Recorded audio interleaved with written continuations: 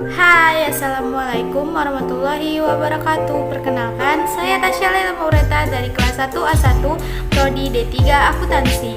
Di sini saya akan membahas tentang implementasi Pancasila dalam bidang ekonomi di era globalisasi.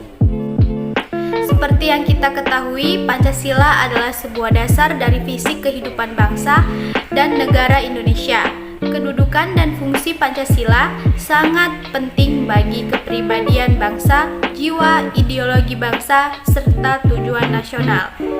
Pada era globalisasi ini, tentu menciptakan dampak positif maupun negatif. Penyerapan hal negatif tentu sangat penting bagi masyarakat.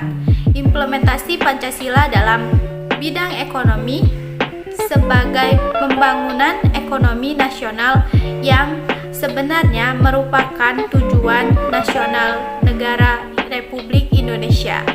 Implementasi Pancasila dalam bidang ekonomi di era globalisasi lebih didasarkan pada nilai moral.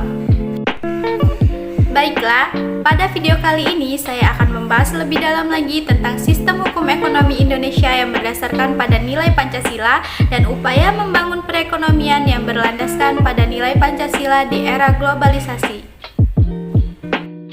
Yang pertama, sistem hukum Indonesia yang berlandaskan pada nilai Pancasila. Pancasila merupakan sumber hukum yang paling tinggi, yang berarti menjadikan Pancasila sebagai ukuran dalam menilai hukum di Indonesia. Aturan hukum yang diterapkan dalam masyarakat harus mencerminkan kesadaran dan rasa keadilan sesuai dengan kepribadian dan falsafah hidup bangsa Indonesia.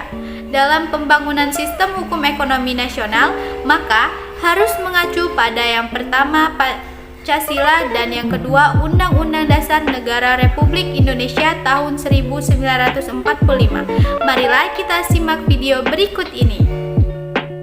Yang pertama ada Pancasila. Pancasila sebagai landasan awal dari politik hukum dan peraturan undang-undang ini dimaksud agar kebijakannya sejalan sesuai dengan nilai-nilai yang berlaku dalam masyarakat Indonesia, tetap membuka diri terhadap berbagai hal-hal yang positif yang diharapkan akan membawa kemajuan. Berikut perwujudan nilai Pancasila dalam bidang ekonomi. Sila pertama, ketuhanan yang Maha Esa, yaitu berlakunya etika dan moral agama, bukan materialisme semata. Sila kedua yaitu kemanusiaan yang adil dan beradab, yaitu tidak mengenal pemerasan atau eksploitasi. Sila ketiga, persatuan Indonesia, yaitu berlakunya kebersamaan, asas keluargaan, sosionalisme, dan demokrasi dalam ekonomi.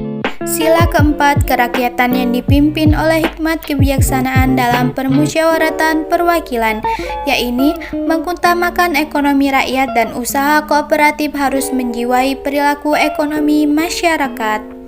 Sila kelima, keadilan sosial bagi seluruh rakyat Indonesia, yaitu atas asas persamaan dan emansipasi.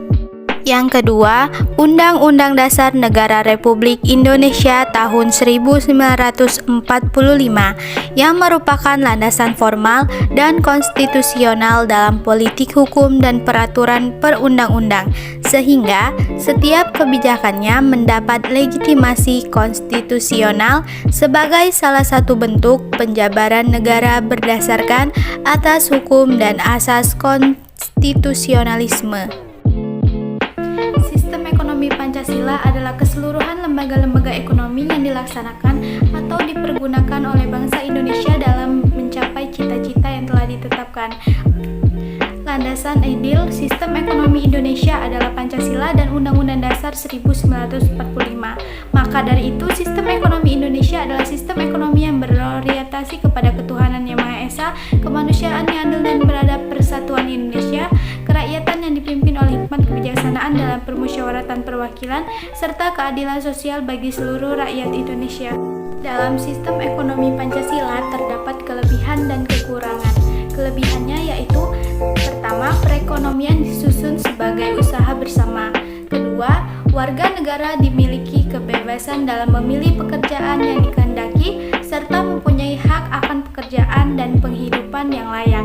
Ketiga, fakir miskin dan anak telantar diurus dan dijaga dijamin oleh negara, serta kekurangannya yaitu 1. Sistem persaingan bebas yang saling menghancurkan, 2. Sistem terpusat yang dapat mematikan potensi, kreasi, dan inisiatif warga masyarakat, ketiga, pemusatan kekuatan ekonomi pada suatu kelompok dalam bentuk monopoli yang merugikan masyarakat. Yang kedua, ada upaya yang dapat dilakukan untuk membangun ekonomi berlandaskan pada nilai Pancasila di era globalisasi. Yang pertama yaitu membangun nasionalisme konsumen agar mencintai produk dalam negeri. Yang kedua, mendorong dan memfasilitasi agar SDM yang dimiliki dapat menguasai teknologi dan mampu bersaing. Yang ketiga, memperkuat asosiasi ahli untuk melindungi kepentingan profesi. Yang keempat, memperkuat market ekonomi dalam negeri untuk memasarkan produk lokal ke kancah yang lebih luas. Yang kelima, melakukan pembaruan hukum yang dapat memproteksi tanpa melanggar kesepakatan global yang sudah ditandatangani Indonesia. Ekonomi menurut Pancasila berdasarkan asas kebersamaan dan kekeluargaan, artinya walaupun terjadi persaingan namun tetap dalam tujuan bersama sehingga tidak terjadi persaingan bebas yang saling mematikan. Dengan demikian, pelaku ekonomi di Indonesia dalam menjalankan usahanya tidak melakukan persaingan bebas, meskipun sebagian dari mereka akan mendapat keuntungan yang lebih besar. Baiklah, itu saja yang bisa saya sampaikan. Semoga bermanfaat bagi kita semua. Bye-bye.